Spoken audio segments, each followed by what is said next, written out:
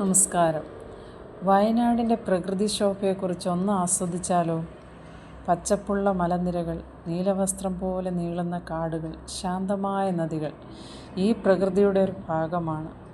പഴശ്ശിരാജയുടെ കുറിച്ചിപ്പടയുടെ പടത്തലവനായിരുന്ന തലയ്ക്കൽ ചന്തു വയനാടൻ കാടുകളിൽ ബ്രിട്ടീഷ് പട്ടാളവുമായിട്ടുള്ള ഒളിപ്പോരുകളുമായി ബന്ധപ്പെട്ടാണ് അദ്ദേഹം അറിയപ്പെടുന്നത്.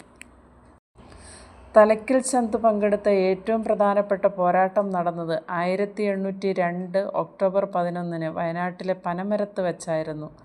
അവിടെ സ്ഥിതി ചെയ്തിരുന്ന ബ്രിട്ടീഷ് മിലിറ്ററി പോസ്റ്റ് ചന്തുവിൻ്റെയും ഇടച്ചേനക്കൊങ്കൻ്റെയും നേതൃത്വത്തിൽ 150 കുറിച്യപ്പടയാളികൾ അടങ്ങുന്ന സംഘം വളഞ്ഞു. ക്യാപ്റ്റൻ ഡിക്കൻസിൻ്റെ നേതൃത്വത്തിലുണ്ടായിരുന്ന ബറ്റാലിയനിലെ 70 പട്ടാളക്കാരാണ് അവിടെ ക്യാമ്പ് ചെയ്തിരുന്നത്. ഏറ്റുമുട്ടലിൽ ഡിക്കൻസൺ ഉൾപ്പെടെ മുഴുവൻ ബ്രിട്ടീഷ് സൈനികരും കൊല്ലപ്പെട്ടു. 112 തോക്കുകൾ, 6 പെട്ടി വെടിക്കോപ്പുകൾ, 6000 രൂപ എന്നിവ കൈക്കലാക്കിയ ശേഷം മിലിറ്ററി പോസ്റ്റിൻ്റെ എല്ലാ കെട്ടിടങ്ങളും കുറിച്യപ്പടയാളികൾ അഗ്നിക്കിരയാക്കി. ആ സംഘത്തിലെ 5 പേർക്കാണ് ജീവഹാനി സംഭവിച്ചത്.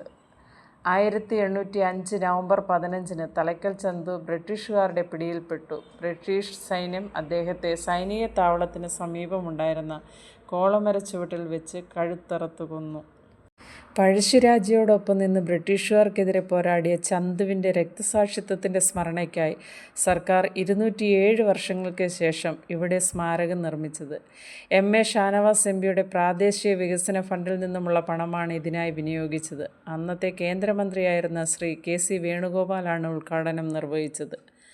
1982 മുതൽ പട്ടികവർഗ വിഭാഗങ്ങൾക്കായി തലയ്ക്കൽ ചന്തു സ്മാരക അമ്പെയ്ത്ത് മത്സരം നടത്തിവരുന്നുണ്ട്. പഴശ്ശിയുടെ ചരിത്രം അടിസ്ഥാനമാക്കി 2009 പുറത്തിറങ്ങിയ പഴശ്ശിരാജ എന്ന ചിത്രത്തിൽ മനോജ് കെ ജയനാണ് തലയ്ക്കൽ ചന്തുവായി അഭിനയിച്ചത്.